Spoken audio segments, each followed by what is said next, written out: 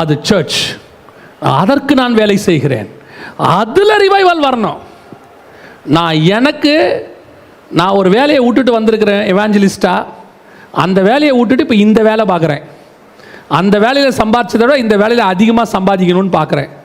அந்த வேலையில் பிள்ளைக்குட்டியை காப்பாற்றணும், அதே மாதிரி இந்த வேலையிலையும் என் பிள்ளைக்குட்டியை நான் காப்பாற்றணும். அந்த வேலை முடியும் போது என் பிள்ளைக்குட்டிகளுக்கு எதிர்காலத்துக்கு தேவையானதை சேர்த்து வச்சுட்டு நான் சாவேன்.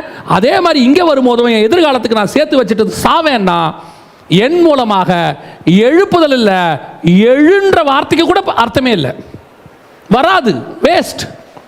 ஜஸ்ட் ஐ ஆம் அன் ஒர்க்கர், அவ்வளோதான். நான் ஒரு வேலைக்காரனாக இருந்துட்டு போகிறேன்.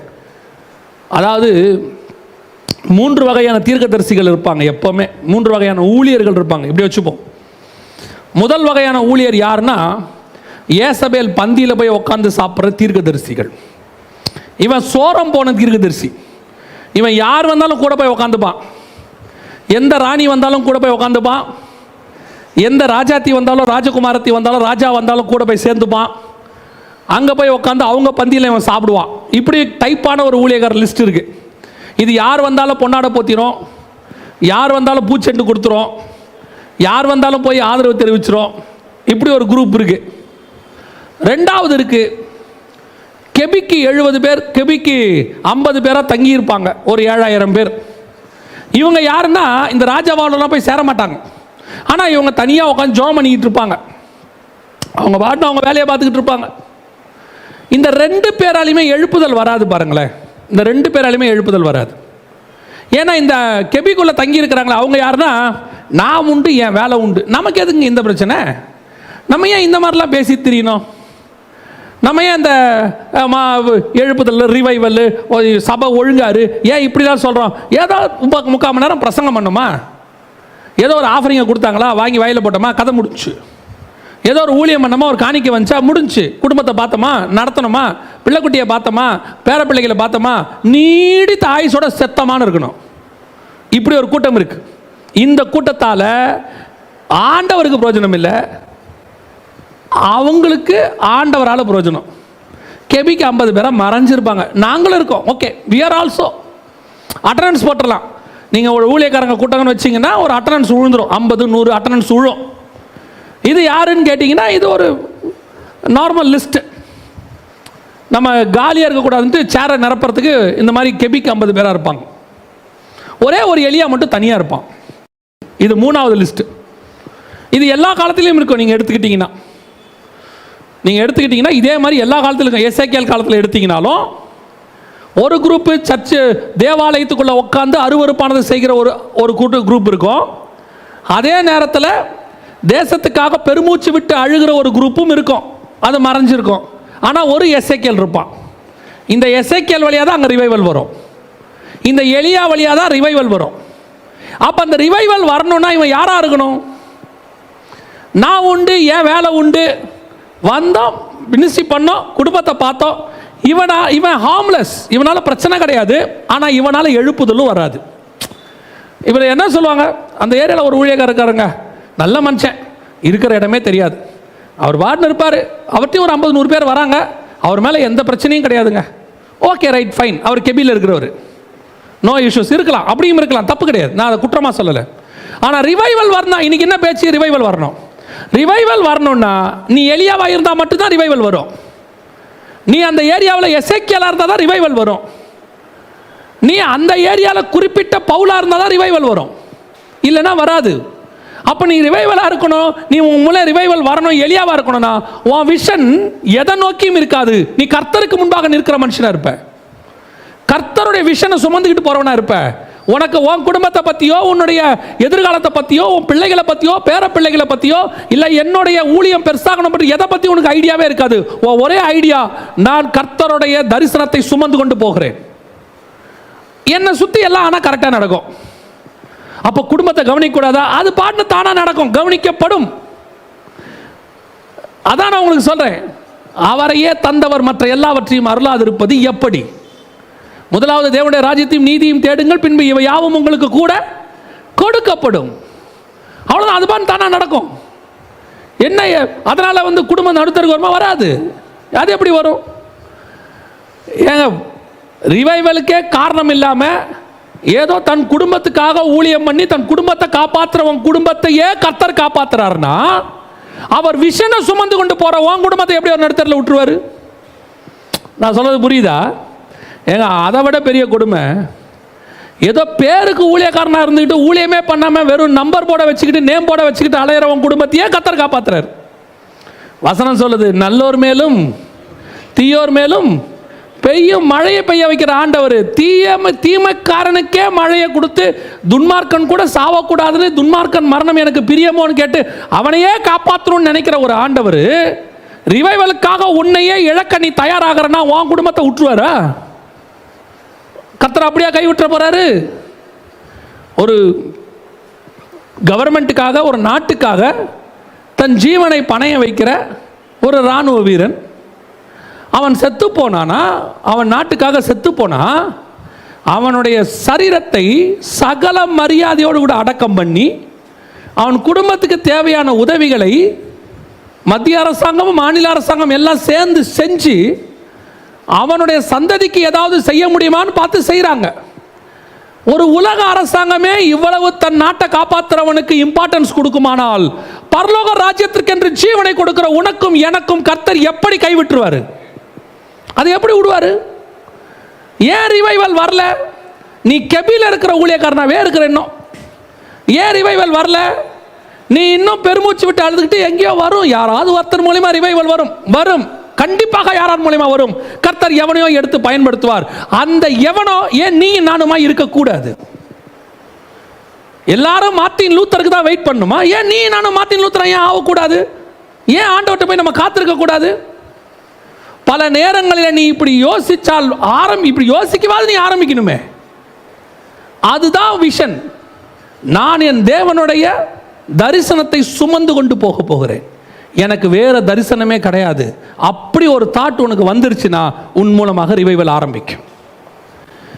ஆபிரகாமும் லோத்துவும் விஷனோடு கூட வருகிறார்கள், கானானுக்கு போற விஷனோட. ரெண்டு பேரும் ஒரு விஷனோட இருக்கிற வரைக்கும் ஒன்னா இருந்தாங்க. ஆனால் லோத்தோட விஷன் கானான் அல்ல, லோத்தோட விஷன் நல்லா வாழ்றது. நான் நல்லா வாழணும் செழிப்பா. அது கானான்ல இருந்தாலும் ஓகே தான், சோதோம்ல இருந்தாலும் ஓகே தான் சொல்லும் போது அவனுடைய பிரயாணம் சோதோமுக்கு நிறைய திரும்பிருச்சு. ஆனால் ஆபிரகாம் நல்லா இருக்கணுன்றதுக்காக பிரயாணத்தை தொடங்கல. கர்த்தர் என்னை கானானுக்கு போக சொன்னார், ஆகவே நான் கானானுக்கு போகிறேன். இதுதான் அந்த பிரயாணத்தில் ரெண்டு பேருக்கும் உள்ள டிஃபரன்ஸ். இதுதான் ஊழியத்திலையும் டிஃபரன்ஸ், இதுதான் ஆவிக்குரிய வாழ்க்கையிலும் டிஃபரன்ஸ். எல்லாம் ஒன்னா தான் புறப்பட்டோம். நீ விஷனுக்காக டிராவல் பண்றியா இல்ல உனக்காக டிராவல் பண்றியாங்கிறதா இங்கே மேட்டர். நீ விஷனுக்காக டிராவல் பண்ணினா கானானுக்கு போவே, நீ உனக்காக டிராவல் பண்ணினா சோதோமுக்கு போவே. ஆசீர்வாதமா இருப்ப சோதோம்ல, ஆனால் அதனோட முடிவு அகோரமாக இருக்கும். நீ கானானுக்கு போவ. ஒருவேளை நீ நினைக்கிற மாதிரி அவன் சோதோமுக்கு போகும்போது எப்படி இருந்துச்சான், லோத்து போகும்போது அது தேவனுடைய தோட்டத்தை போலவும் எகிப்தை போலவும் ஏதேனை போல இருக்குதாமா. ஆனா கானானுக்குள்ள போன ஆபிரகாம் ஃபர்ஸ்ட் என்ன வாங்கினார் தெரியுமா? கல்ற தான் வாங்கினார். மக்பேலா என்னும் குகையில் என்ன வாங்குறாரு? கல்ற வாங்குறாரு. இப்போ அந்த நேரத்தில் ரெண்டு பேரையும் ஒருத்தர் மீட் பண்ணாங்கன்னா என்ன சொல்லுவாங்க? அந்த நேரத்தில் மீட் பண்ண என்ன சொல்லுவாங்க?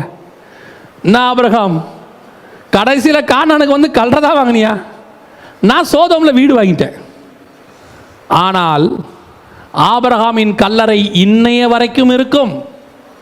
அவன் வாங்கினது கல்லறையா இருந்தாலும் இன்னைக்கு வரைக்கும் இருக்கும். சோதோம் அழிந்து போகும். அதுதான் ஊழியத்தில் ரெண்டு பாதை. நீ எதை வேணாலும் சூஸ் பண்ணிக்கலாம். உன் தேவனுடைய விஷனை எடுத்துக்கிட்டு நீ டிராவல் பண்ணினா உன்னுடைய முடிவு கானானாக இருக்கும். நீ உனக்காக டிராவல் பண்ணினா உன்னுடைய முடிவு சோதமாக இருக்கும். இப்போ எழுப்புதல் ஏன் வரல? இந்த 120 பேருக்குள்ளையும் ஒரு மனம் இருந்துச்சு, ஒன் விஷன். நாங்கள் உலகம் முழுக்க போவோம். இது யாருக்கிட்ட இருந்துச்சுன்னா பிசாசுக்கிட்ட இருந்துச்சு. ஆதியாகமம் 11 அவன் வேர்ல்டு வைடு புறப்பட்டாங்க, ஆனால் ஒரு விஷனோட புறப்பட்டாங்க. இப்போ அதே விஷன் இவங்க புறப்படுறாங்க. 2ஆம் அதிகாரத்தில் தேவனுடைய மக்கள் புறப்படுறாங்க. 120 பேர் ஒரு விஷனோட புறப்படுறாங்க. ஸ்பிரிட்ல ஒரு எழுப்புதல், ரெண்டாவது ஒன் விஷன். கடைசியாய் ஒரு காரியம் நான் அதை சொல்லிட்டு நான் ஜோமணி முடிக்க விரும்புகிறேன். இந்த எழுப்புதலுக்கு எது காரணமாக இருந்தது அப்படின்னு சொன்னீங்கன்னா, 5ஆம் அதிகாரம் அப்போஸ்தலர் நடபடிகள், 5ஆம் அதிகாரம் அப்போஸ்தலர் நடபடிகள் 12 முதல் 14 வசனம். அப்போஸ்தலருடைய கைகளினாலே அநேக அடையாளங்களும் அற்புதங்களும் ஜனங்களுக்குள்ளே செய்யப்பட்டது. எல்லாரும் ஒருமனப்பட்டு சாலமோனுடைய மண்டபத்தில் இருந்தார்கள். இது வரைக்கும் நம்ம பார்த்துட்டோம். எல்லாரும் கரெக்ட், பர்ஃபெக்ட், ஒரு மனதோடு கூட அங்கே வந்து இருக்கிறாங்க. எங்கே இருந்தாலும் ஒரு மனம் தான். அவங்க சாலமோன் மண்டபத்தில் இருந்தாலும் ஒரு மனம், மேல் வீட்டறையில் இருந்தாலும் ஒரு மனம், சிதறி உலகம் எங்கும் போனாலும் ஒரு மனம். அந்த ஒரு மனம்னா என்னன்னா ஒன் விஷன். அந்த ஒன் விஷனில் எந்த மாற்றமும் இல்லை. அதாவது தேவனுடைய ராஜ்யம் கட்டப்படணுங்கிற ஒரே விஷன். இப்போ அடுத்து 13வது வசனம். மற்றவர்கள் ஒருவரும் அவர்களோடு கூட சேர துணியவில்லை, ஆகிலும் ஜனங்கள் அவர்களை மேன்மைப்படுத்தினார்கள். திரளான புருஷர்களும் ஸ்திரீகளும் விசுவாசம் உள்ளவர்களாகி கர்த்தரிடமாக அதிகமாக சேர்க்கப்பட்டார்கள். இப்போ ரிவைவல் பக்காவா நடக்குது. பக்காவா ஜனங்கள் அதிகமாக வராங்க. ஆனால் வசனம் சொல்லுது 13ல், மற்றவர்கள் ஒருவரும் அவர்களோடு கூட சேர. யார் இந்த மற்றவர்கள்? வசனம் சொல்லுது, ஆகிலும் ஜனங்கள் அவர்களை மேன்மைப்படுத்தினார்கள், ஜனங்கள் அதிகமாய் கர்த்தரிடத்தில் சேர்க்கப்பட்டார்கள். எல்லாம் உண்மைதான். அதுக்கு முன்னாடி ஒரு லைன் வருது, மற்றவர்கள் ஒருவரும் அவர்களோடு கூட சேர. யார் இந்த மற்றவர்கள் அப்படின்னா, 5ஆம் அதிகாரம் 1ஆம் வசனத்திலிருந்து அந்த 11ஆம் வசனம் வரைக்கும் நீங்கள் வாசிச்சிங்கன்னா அந்த மற்றவர்கள் பற்றி இருக்கு. யார் மற்றவர்கள்? சாம்பிள். அந்த மற்றவர்களுக்கு ஒரு சாம்பிள் யாருன்னா 2 பேர். ஒன்று அனனியாவும், இன்னொன்று அவனுடைய மனைவியாகிய சப்பீராளும். இவங்க 2 பேர் என்ன பண்ணாங்க? நம்ம எல்லாருக்கும் தெரிஞ்ச ஒரு விஷயம். எல்லாரும் எல்லாத்தையும் விற்று மொத்தமாக பாத்தில் வைக்கும் போது இவங்க ஒரு பங்கை வச்சுக்கிட்டாங்க. இவங்களை இவ்வளோ தான் கொடுக்கணும்னு யாரும் சொல்லலை. அங்கே லிமிட்டே கிடையாது. எவ்வளோ வேணாலும் கொடுக்கலாம், பாதி வச்சுக்கலாம், பாதி கொடுத்துக்கலாம். அவங்க என்ன பொருத்தனை பண்ணுறாங்களோ அதுதான். அதான் பேதுரு சொல்கிறாரு, அதை விற்கிறதுக்கு முன்னாடி அது உன்னுடைய தானே, நீ எவ்வளோ வேணுமோ அதை விற்றுட்டு என்ன பண்ணியிருக்கலாம், கொடுத்துருக்கலாமே. எல்லாம் சொல்கிறார். Okay, right, fine. இப்போ பிரச்சனை அது இல்லை. ஜனங்கள் அதிகமாய் சேர்க்கப்பட்டார்கள், மற்றவர்கள் சேரவில்லை. இந்த 2 டிஃபரன்ஸ் தான். யாரு அப்படின்னா, இந்த பொருளாசக்காரன், எதிர்கால பயம் உள்ளவன், இந்த விஷன் இல்லாதவன், இந்த ஒன்னஸ். இவன் விஷன் என்ன? Heavenly kingdom. உலகம் தேவனுடைய ராஜ்யத்துக்குள்ள வரணும். உம்முடைய ராஜ்யம் பரலோகத்தில் செய்யப்படுவது போல பூமியிலும் செய்யப்படுவதாக. இதான் காடோடைய மிஷன். அதுக்கு தான் இயேசு வந்தார். அது பிசாசுகிட்ட இருந்துச்சு. அதை வாங்கி பிதா கிட்ட ஒப்படைக்கணும். அதான் தேவனுடைய திட்டம். அப்போ இயேசு சொல்றாரு, திடம் கொள்ளுங்கள், நான் உலகத்தை ஜெயிச்சேன். சாவறதுக்கு முன்னாடி, சிலுவைக்கு போறதுக்கு முன்னாடியே சொல்லிட்டாரு. ஸோ ஒரு பார்ட்டா ஜெயித்து கொண்டான்ட்டார். கடைசியார் சிலுவையில் பரிகடிக்கப்படும் கடைசி சத்ரு மரணம். சிலுவையில் அதையும் ஜெயிச்சு பிதா கிட்ட கொண்டு போய் எல்லாத்தையும் ஒப்படைச்சிட்டார். எல்லாம் உட்காந்தாச்சு. இப்போ உம்முடைய ராஜ்யம் பரலோகத்தில் செய்யப்படுவது போல இப்போ இந்த பரலோக ராஜ்யத்தை பூமியில கொண்டாடணும். இயேசு சொல்றாரு, உலகத்தின் ராஜாக்களுக்கு அதிபதி யாரு? இயேசு கிறிஸ்து. வெளிப்படுத்தின விசேஷம் 1ஆம் அதிகாரம் 5வது வசனம். உண்மையுள்ள சாட்சியும் மரித்தோரிலிருந்து முதற் பிறந்தவரும் பூமியின் ராஜாக்களுக்கு அதிபதியுமாகிய இயேசு கிறிஸ்து.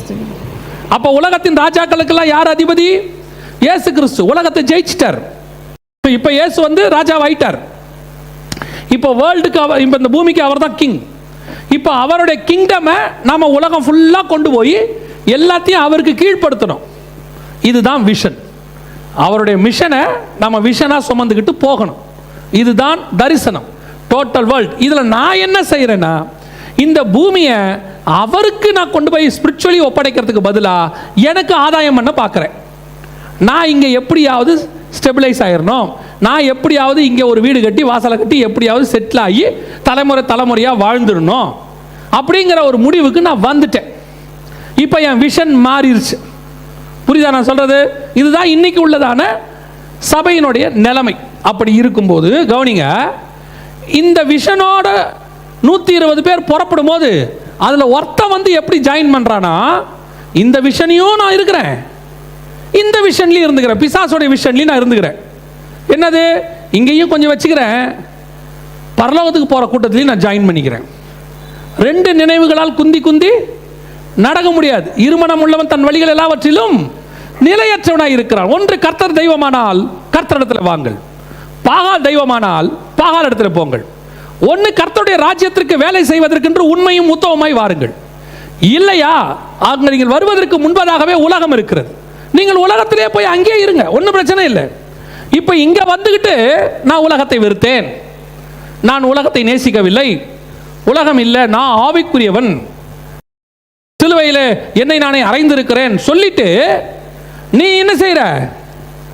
பாபிலோன் ஜனங்க கோபுரம் கட்டின மாதிரி நீயும் கட்டிக்கிட்டு இருக்கிற. அன்னைக்கு எகிப்தியர்கள் என்னென்ன செஞ்சாங்களோ அதையும் நீ செஞ்சிட்டு இருக்கிற. கானானியர்கள் செய்ததையும் செய்யற. இப்ப கர்த்தர் சொல்றாரு, அந்த விஷனோட இதுக்குள்ள நீ இருக்க முடியாது. இவர்கள் தான் மற்றவர்கள். இந்த மற்றவர்கள் இந்த விஷனோட இன்னைக்கு நான் சொல்லல, நான் சொல்றது அன்னைக்கு எழுப்புதல் வந்த காலத்தில் அவன் வந்து கிட்ட வரத்துக்கு பயப்படுறான். அப்போஸ்தலன்கிட்ட மறைச்சி இருதயத்தில் ஒரு பார்ட்டை மறைச்சிக்கிட்டு ஒரு கபடத்தோடையோ வஞ்சகத்தோடையோ செயல்லாம் படல. அப்போஸ்தலன் பக்கத்தில் வரத்துக்கு யோசிக்கிறான். ஏன்? நீ அப்படி ஒரு எண்ணத்தோட வந்தினா செத்தேன்னு அர்த்தம். ஏன்? எனக்குள்ள இருக்கிற எழுப்புதலின் வல்லமை உன்னை கொன்று போடும். எப்படி சொல்றீங்க? அனனியா சபீரால் வந்து நிற்கும் போது அவங்க பையில் பாக்கெட்டில் பணம் மிஞ்சாலும் நமக்கு தெரியாது. அவன் கேட்டது, வித்தது இவ்வளவுதானா? ஆம், இல்லை, ஒன் வேர்ட் தான் ஆன்சர். ஆமாங்க, கதை முடிஞ்சு. ஒத்துக்கிட்டு இருந்தா பழச்சிருப்பான், கதை முடிஞ்சு. பொய் சொன்ன உடனே பரிசுத்தாவிக்கு விரோதமாக சொல்றேன்ட்டு அப்படி ஒரு பவர் வெளிப்படுது. அந்த பவர் வெளிப்பட்டதுக்கு என்ன காரணம்னு நினைக்கிறீங்க? அதுதான் ரிவைவல் பவர். அந்த பவர் வெளிப்படுறதுக்கு என்ன காரணம்னா அதான் ரிவைவல் பவர். அந்த ரிவைவல் பவர் வெளிப்படுறதுக்கு என்ன காரணம் அப்படின்னு கேட்டீங்கன்னா, 10 பங்கை வச்சு வித்துட்டு 1 வச்சுக்கிட்டு 9 இவங்கிட்ட கொடுத்துட்டான், பேதுருக்கிட்ட, அப்போஸ்தலர்கிட்ட கொடுத்துட்டான். 1 வச்சுக்கிட்டவன்ட்ட உண்மை இல்லை, 9 வச்சுக்கிட்டவன்ட்ட உண்மை இருக்கு. நான் சொல்ல புரியுதா? அப்போ 1 வச்சுக்கிட்டு இருக்கவன் பொய் சொன்ன உடனே 9 வச்சிருக்கிறவன் இவனுக்கு நியாய தீர்ப்பு கொடுக்குறான். அப்படின்னா என்ன அர்த்தம்? இவன் ஒரு பங்குல உண்மை இல்லை, இவன் 9 பங்குலையும் உண்மை உள்ளவனாக இருக்கிறான். இவன் 9ல் ஒரு பங்கு உண்மை இல்லாமல் இருந்திருந்தால் கூட இவனால் அந்த நியாய தீர்ப்பை கொடுத்திருக்க முடியாது, அப்போஸ்தலனால் கொடுக்க முடியாது. இவன் ஒரு பங்குல தப்புனா நீ ஒரு பங்குல தப்பு தான்டா. நீ எப்படி பேசுவன்னு பிசாசு பக்கத்தில் நின்று கேட்பான். ஏன்னா அப்போஸ்தலர் பக்கத்தில் பிசாசு கூட டிராவல் பண்ணிட்டே இருக்கான் எல்லா இடத்துக்கும். அவன் சொல்றான், உன்னையும் அறிவேன், இயேசுவையும் அறிவேன். பவுல் சொல்ற, இயேசுவையும் அறிவேன், பவுலையும் அறிவேன், உன்னையும் எனக்கு தெரியுன்றான். நிர்வாணமா ஓட விட்டுருவான். அவனையே அந்த ஓட்ட விடுறான்னா அப்போஸ்தலன் எப்படி ஓட விடுவான் அவன்? அப்போ அப்போஸ்தலன் உட்கார்ந்து இருக்கும் போது 9 பங்கு கையில வச்சிருக்கிறவன் கிட்ட ஒரு உண்மை இருக்கு, ஒரு பங்கு வச்சங்கிட்டவன்ட்ட உண்மை இல்லை. அப்ப அந்த 9 பங்கு வச்சிருக்கிறவன் ஒரு பங்கு உள்ளவனுக்கு நியாய தீர்ப்பு கொடுக்கிறான். அதுதான் ரிவைவல் பவர். ஜனங்கள் அதிகமாய் சேர்க்கப்பட்டார்கள். ஏன்? இவன் தான்டா உண்மை உள்ளவன். இன்னைக்கு நிலைமை என்ன? 9 அவன் வச்சுக்கிறான். ஆமா தானே? விசுவாசி எத்தனை வச்சுக்குது? 9 வச்சுக்கிறாங்க. எத்தனை கொடுக்குறாங்க? 1 கொடுக்குறாங்க. ஆனா 1 வாங்குறவன் நியாய தீர்ப்பு கொடுக்க முடியுதா? இன்னைக்கு 1 வாங்குறவனை 9 வச்சுக்கிட்டு 9 வச்சிருக்கிறவன் 1 வாங்குறவனை கிரிட்டிசைஸ் பண்றான். இல்ல, இந்த 1 வாங்குறவனை அவன் என்ன பண்றான்? கிரிட்டிசைஸ் பண்றான், கிண்டல் பண்றான், தைரியமா பேசுறான். இவர் இப்படி தாங்கிறான், இவரை பத்தி தெரியுங்கிறான். ஆனா நியாய தீர்ப்பு ஏன் வெளிப்படல? வராம போறதுக்கு என்ன காரணம்? பவுல் உற்று பார்த்து நீதிக்கு பகையன அவன் குருடனா மாறிடணும். நியாயமா அடுத்த நிமிஷம் அவன் என்ன ஆகணும்? குருடன் ஆகணும். இன்னைக்கு இல்லையே, அவன் நம்மளை உத்து பார்க்கறான். ஒரு பங்கை கொடுத்துட்டு அவன் என்ன பண்றான்? உத்து பார்க்கறான். இவன் பயப்படுறான். என்ன, அவன் நம்மளையே உத்து பார்க்கறான். இப்ப அவனை பார்க்கறதுக்கு இவன் யோசிக்கிறான், ஏன் நம்மளையே பார்க்கறான்? நம்மகிட்ட எதுவும் பிரச்சனை இருக்குதோ?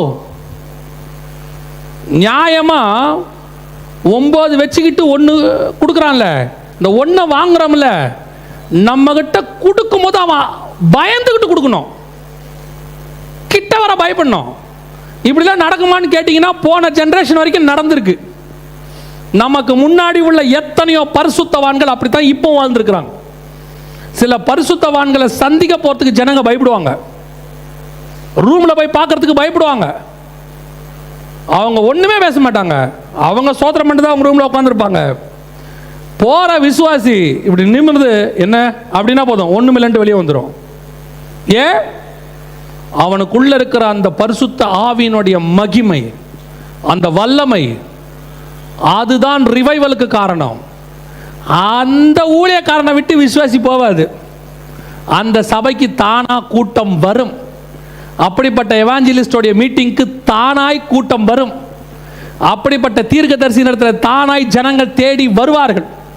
அப்படிப்பட்ட அப்போஸ்தலர் இடத்துல ஜனங்கள் அதிகமாய் சேர்க்கப்படுவார்கள். இன்னைக்கு நாம என்ன பண்றோம்? கூட்டத்தை சேர்க்கறதுக்கு படாத பாடு. யோசிச்சு பாருங்க, இன்னைக்கு நம்ம கூட்டத்தை சேர்க்கறதுக்கு என்ன பாடு போட்டு அப்படியே போஸ்டர் அடிச்சு ஒட்டி மீடியாவில் ஆடை கொடுத்து எல்லாம் பண்ணாலும் 25 தேர மாட்டேங்குது. நம்ம சபையிலேயே 2000 இருந்தாலும் 25 தான் உட்காந்து பார்க்க மாட்டேங்கிறாங்க. ஆனால் அன்னைக்கு இயேசு கிறிஸ்துவுக்கு போஸ்டரும் கிடையாது, அப்போஸ்தலர்களுக்கு போஸ்டரும் கிடையாது. ஆனால் பவுல் வந்திருக்கிறான் என்று கேள்விப்பட்டு திரளான ஜனங்கள் அங்கே வந்தார்கள்.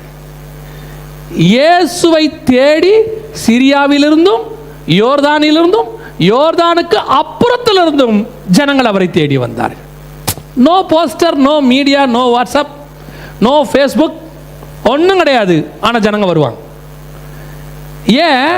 இவங்க விஷனை கேரி பண்ணிக்கிட்டு இருக்கும்போது அந்த விஷனுக்கு இவர்கள் உண்மை உள்ளவர்களாக இருந்தார்கள். இவர்கள் உண்மை உள்ளவர்களாக இருந்தபோது அதனுடைய ரிசல்ட்டாக ஜனங்கள் தேடி வந்தார்கள். இன்னைக்கு நாங்கள் ஜனங்களை தேடும்போது இங்கே உண்மை இல்லை. உண்மை இல்லாத போது ஜனங்கள் வரமாட்டார்கள். இந்த உண்மைன்னு ஒன்று இருக்குதே, இந்த உண்மை தன்மைன்னு ஒன்று இருக்க, உனக்கு கொடுக்குற பணத்துக்கு, உனக்கு கொடுக்குற நேரத்திற்கு, உனக்கு கொடுக்குற ஊழியத்திற்கு, உன்னை நம்பி கொடுத்துருக்கிற குடும்பத்திற்கு நீ எவ்வளவு உண்மையாக இருக்கிறியோ, இந்த உண்மை ஒரு வெளிச்சம் மாதிரி. இந்த வெளிச்சத்துக்கு விட்டில் பூச்சிகள் மாதிரி ஆத்மாக்கள் நிற்கும். அந்த வெளிச்சத்துக்கு அது தானா வரும். நீ இங்கே கரெக்ட் பண்ணாம அங்கே கரெக்ட் பண்ண முடியாது. நீ என்ன பண்ற? இதை கரெக்ட் பண்ணாமையே எனக்கு கூட்டம் வரணும்னு நீ ஸ்பெண்டிங் லாட். ஒண்ணுமே நீ செய்ய வேணாம். நீ தேவ சமூகத்தில் உட்காரு, நீ கர்த்தருக்கு முன்பாக உண்மையாயிரு, வாங்கறதுல உண்மையாயிரு பார்ப்போம். நீ 1 வாங்கினாலும் 9 வாங்கினாலும் அதுக்கு உண்மையாயிரு பார்ப்போம். உன்னை தேடி ஜனங்கள் வருவார்கள். ரிவைவல் தானா நடக்கும்யா. நீ ஒண்ணுமே செய்ய வேணாம். 3000 பேர் வருவான், அதுலயும் ஃபில்டர் பண்ணி வருவான். கெட்டவன், மோசமானவன், ஏமாத்துறவன் இவெல்லாம் வரவே மாட்டான், உன் பக்கமே வர மாட்டான். நீ ஃபில்டரே பண்ண வேணாம். நம்ம என்ன சொல்றோம்? இதுல எவன் நல்லவன் கெட்டவனே தெரியலீங்க. நல்லா இருக்கிறாங்க, திடீர்னு நமக்கு விரோதமாக எழும்பி பேசிடுறாங்க, சபையை பிரிச்சுக்கிட்டு போயிடுறாங்க. அப்படி ஒருத்தன் வரவே மாட்டான் உன் சபைக்கு. ஏன்? நீ உன் வெளிச்சத்துக்கு அவன் உட்காரத்துக்கு பயப்படுவான். உன் மீட்டிங்கு அவன் வரவே மாட்டான், கிட்டே வரமாட்டான். அதுக்கு என்ன காரணம் வேணா சொல்லிட்டு போவான், அது வேற விஷயம். ஆனால் வரமாட்டான் உங்ககிட்ட. ஏன்? மற்றவர்கள் அவர்களோடு கூட சேர துணியவில்லை. கிட்ட போனால் செத்துருவோங்கிற பயம் இருக்கணும். பவுல் கிட்ட போனால் குருடாயிருவோங்கிற பயம் இருக்கணும். இயேசு கிட்ட போனால் பின்னோக்கி விழுவோங்கிற பயம் இருக்கணும். இந்த பயம்தான் பரிசுத்த பயம். நம்முடைய உண்மைக்கு தக்கதான பயம் அவர்களுக்கு இருக்கும். அது இருக்கணும். அது வந்துருச்சுன்னா ரிவைவல் தானா வரும். ரிவைவல் ஏன் வரணும், எப்படி வரும் அப்படின்னு கேட்டிங்கன்னா, முதல்ல ஆவியில எழுப்புதல் வரணும் ஃபர்ஸ்ட். ரெண்டாவது, உன்னுடைய விஷன் கரெக்டாக இருக்கணும். நீ எதுக்காக ரிவைவல் வரணும்? நான் தேவனுடைய தரிசனத்தை சுமந்து கொண்டு போகிறேன், என் தரிசனம் அல்ல.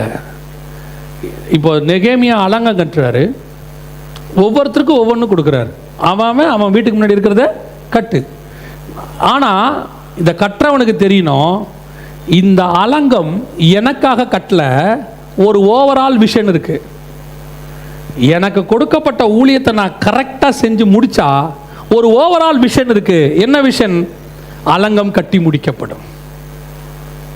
அதே தான், வெரி சிம்பிள். எனக்கு கொடுக்கப்பட்ட ஊழியத்தை நான் உண்மையாக கரெக்டாக செஞ்சு முடிச்சா ஓவரால் விஷன் ஃபுல்ஃபில்மெண்ட் ஆகிடும். நான் என்ன பண்ணுறேன், நெகேமியா அலங்கத்தை கட்ட சொல்கிறாரு, முதல்ல வீட்டை கட்டிடுவோம். நான் என்ன பண்ணுறேன், என் வீடு இருக்கு, நெகேமியா இந்த அலங்கத்தை கட்டுறதுக்கு ராஜா கிட்ட இருந்து காசு வாங்கிட்டு வந்திருக்காப்புல. ஸோ இந்த அலங்கம் கட்டுறதுக்கு செங்கல்லாம் வாங்கி போட்டிருக்காப்புல. 10,000 செங்கல் இருக்கு, 2,000 எடுத்து நம்ம வீட்டை கட்டு. இப்போ நெகேமியா கிட்ட போய் 8,000 தான் இருக்கு. இல்லையே, 10,000 ஈஸியாக கட்டலாமே, கட்ட முடியாது. இப்போ என்ன பண்ணணும்? குடும்ப ஆண்டவரை இன்னும் ஒரு 2,000 கொடுங்க. அவர் 2,000 கொடுத்தோன்னா ஒரு 1,000 எடுத்து நம்ம கட்டுறது. திருப்பி போய் இன்னொரு 1,000 கொடுங்க ஆண்டவரை. நெகேமியா கேட்பான், டேய் நான் கொடுத்ததுக்கு நீ அழகாக அலங்கத்தை மட்டும் கட்டியிருந்தா என்ன பண்ணியிருக்கலாம்? அலங்கத்தை கட்டி முடிச்சிருக்கலாம். ஆனால் நீ என்ன பண்ணிட்ட? அலங்கத்தையும் கட்டிக்கிட்டு உனக்கும் கொஞ்சம் கட்டிக்கிட்ட சைடில். இப்போது அலங்கமும் கட்டி முடிக்கல, உனக்கும் ஃபில்பிட்மெண்ட் ஆகலை. நான் சொல்கிறது இன்றைக்கி இருக்கிறவங்களுக்கு எத்தனை பேருக்கு புரியும் தெரியாது. இதுதான் இன்றைக்கி நடக்கிற மிகப்பெரிய மிஸ்டேக். அலங்கம் கட்ட சொன்னால் அலங்கம் கட்டுங்க, அந்த விஷனில் ஓடுங்க. அந்த அலங்கத்துக்குள்ளே உனக்கு ஒரு வீடை கட்ட கர்த்தர் வல்லமையுள்ளவராக இருக்கிறார். அந்த அலங்கத்துக்குள்ளே உனக்கு ஒரு பாதுகாப்பை கர்த்தர் உண்டாக்குவதற்கு வல்லமையுள்ளவராக இருக்கிறார். அலங்கத்தை கட்ட சொல்றது கர்த்தருக்காகவா? அது உனக்காக எனக்காக தான் கர்த்தர் கட்ட சொல்லிக்கிட்டு இருக்கிறார். நீ கட்டி முடி, அதில் கர்த்தர் உனக்கு ஒரு பங்கை வைத்திருப்பார். நீ கட்டும் போதே உனக்கு ஒரு பங்கை தேடாது. எழுப்புதலுக்கு தடை இந்த எண்ணம் தான். கடைசியாக உனக்கு கொடுக்கப்பட்டதில் நீ உண்மை உள்ளவனாயிரு. எவ்வளோ கொடுத்தாலும் சரி, 1 கொடுத்தாலும் உண்மையாரு, 9 கொடுத்தாலும் உண்மையாரு. அப்படி நீ உண்மையாக இருந்தீனா அதிகமாய் ஜனங்கள் உன்னிடத்தில் தானாய் வந்து சேர்வார்கள். அல்லேலூயா. நம்ம ஜெபம் பண்ண போகிறோம், எல்லாம் ஆண்டவரை நோக்கி பார்க்க போகிறோம். நாம் எழுப்புதலுக்கு ஜெபம் பண்ணுறதுக்கு முன்னாடி, எழுப்புதலுக்கு நான் தடையாக இருக்கக்கூடாதுன்னு ஜெபம் பண்ணுவோம். இப்போ என்னை பொறுத்த வரைக்கும் எழுப்புதலுக்கு நம்ம தான் தடை, கர்த்தர் தடையே கிடையாது. கர்த்தர் எழுப்புதலுக்கு என்னையாவது வேணான்னு சொல்லுவாரா? சொல்லுங்கள். இல்லை எழுப்புதெல்லாம் ஒன்றும் வேணாம், திரளான ஜனங்கள் ஒன்றும் வர வேண்டிய அவசியம் இல்லை, கர்த்தர் சொல்லுவாரா? கர்த்தர் அப்படி சொல்லவே மாட்டார். காட் வந்து ரிவைவலுக்கு எப்பவுமே ஆதரவு தான். ஆனால் காட் எதை எதிர்பார்க்குறாரு தெரியுமா? அந்த எழுப்புதல் சட்டத்திட்டத்தோடு இருக்கணும். சிலமம் பண்ணாலும் சட்டத்திட்டத்தோடு பண்ணணும். சரியான ஆள் மூலமாக ரிவைவல் வரணும். அதான் கர்த்தர் விரும்புகிறார். நம்ம ஜெபம் பண்ணுவோமா? ஆண்டவர்கிட்ட ஒரே ஒரு ஜெப குறிப்பு தான். எல்லாரும் கண்களை மூடி, ஆண்டவரே எழுப்புதலுக்கு நான் தடையாக இருக்கக்கூடாது. எழுப்புதலுக்கு என் மூலமாக எந்த தடையும் வந்துடக்கூடாது. நான் ஒரு தேமாவாக இருந்து பிரபஞ்சத்தின் மேல் ஆசை வைத்து போயிடக்கூடாது. நான் ஒரு கேயாசியாய் மாறிடக்கூடாது.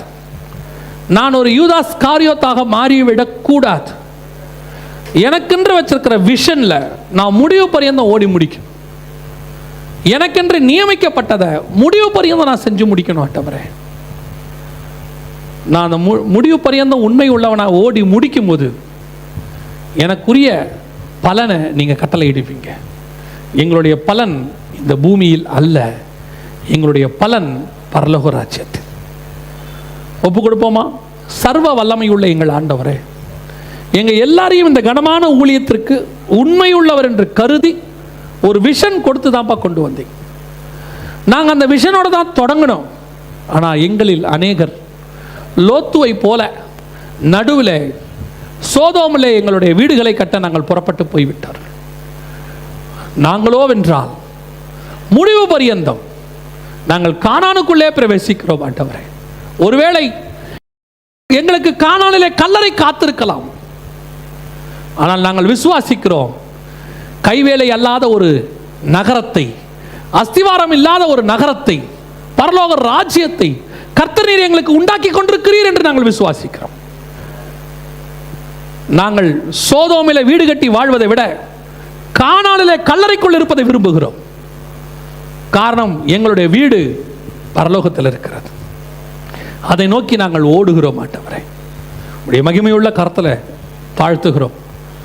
இந்த வார்த்தைகள் எங்கள் இருதயத்தை திறந்து நாங்கள் எழுப்புதலுக்கு காரணமான ஒரு மக்களாய் மாற எங்களுக்கு கிருபை பாராட்டும். ஆண்டவரே, இந்த வார்த்தைகளை நீர் ஆசீர்வதியும். இதை நடத்துகிற ஊழியர்களை, ஸ்தாபனத்தை கர்த்தர் ஆசீர்வதிப்பீராக. மகிமையுள்ள கரத்தில் ஒப்பு கொடுக்கிறோம். எங்கள் ஆண்டவர் இயேசுவின் நாமத்தில் ஒப்பு கொடுத்து ஜெபிக்கிறோம் எங்கள் ஜீவனுள்ள நல்ல பிதாவே. ஆமென், ஆமென்.